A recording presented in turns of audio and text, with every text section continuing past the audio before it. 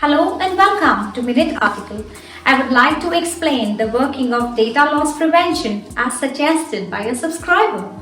Data loss prevention is based on the technical approaches of content awareness and context analysis. But before we dig into the working of data loss prevention, for those interested in reading the article, please click on the information link above. If you like to read an article or watch a video on what is data loss prevention, please check the description box. Coming back to data loss prevention, context analysis involves looking into the metadata and properties of the document like font, size, and format.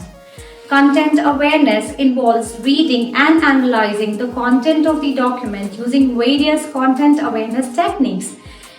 The first technique is rule-based technique. It uses if-then statements to block activities.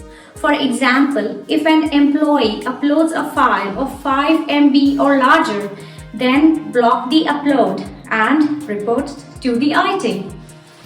The second technique is tagging sensitive data. It allows the user to tag certain type of sensitive data. For example, identifying and blocking activities involving any file that contains a 16-digit credit card number or 9-digit US Social Security number. The third technique is database fingerprinting. This mechanism is also called exact data matching. It looks for the exact matches in the database dump or live database.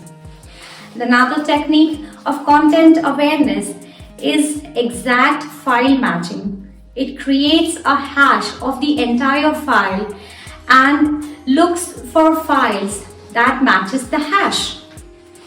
The next technique is partial document matching. It identifies the files that has a partial match. For example, a same form that has been filled by multiple users. The next technique is dictionaries.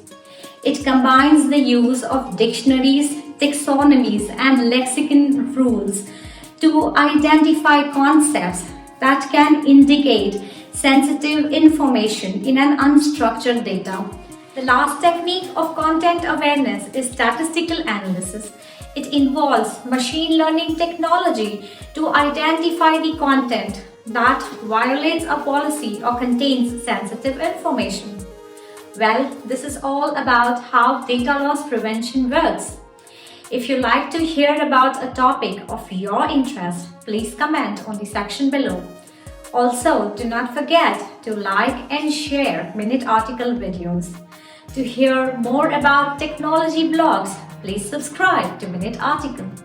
Next Thursday, I will be back again with some more new insights. This is me, Madhvi Desai, signing off.